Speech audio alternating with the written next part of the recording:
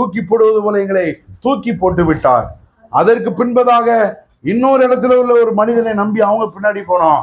அவங்க தந்திரமாக செயல்பட்டு பிச்சைக்காரர்களை போல வேஷம் போட்டு எப்போ பார்த்தாலும் எங்களுக்கு நாங்க பிச்சை எடுத்து சாப்பிடுறோம், நாங்க பிச்சை எடுத்து சாப்பிடுறேனே சொல்லி சொல்லி எங்களுக்கு கொடுத்ததான உதவி செய்ததான நண்பருடைய உதவிகளையும் பெற்றுக்கொண்டு அவர்கள் அப்படி இப்படி போட்டு எங்களை ஏமாற்றி அவர்களும் எங்களை வெளியே தள்ளினார்கள்.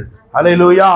அந்த நிலைமையில இருக்கும் பொழுதுதான் இன்னொரு மனிதனை நம்பினேன். அவர் சொன்னாரு, நான் உனக்கு வீடு கட்டி தரேன், உனக்கு நான் இடம் வாங்கி தரேன், உனக்கு நான் அதை பண்ணுவேன், எனக்கு வசதி இருக்கு, வாய்ப்பு இருக்கு, எனக்கு எதுவுமே தேவையில்லை என்று சொல்லி கிட்டத்தட்ட 6 வருடங்களாக எங்களுடைய உழைப்பை எல்லாம் சுரண்டி கொண்டு ஒரு அட்டை பூச்சியை போல உரிந்து கொண்டு கடைசியில பாத்தீங்கன்னா எங்களை வெளியே அனுப்பினார். அப்பொழுதுதான் ஆண்டவர் சொன்னார் இந்த வசனத்தை, மகனே, நான் உன்னை மனுஷனை நம்பாதே என்று எத்தனை தரமோ உன்னோடு நான் எச்சரித்தேன், ஆனால் நீ அவர்களை நம்பி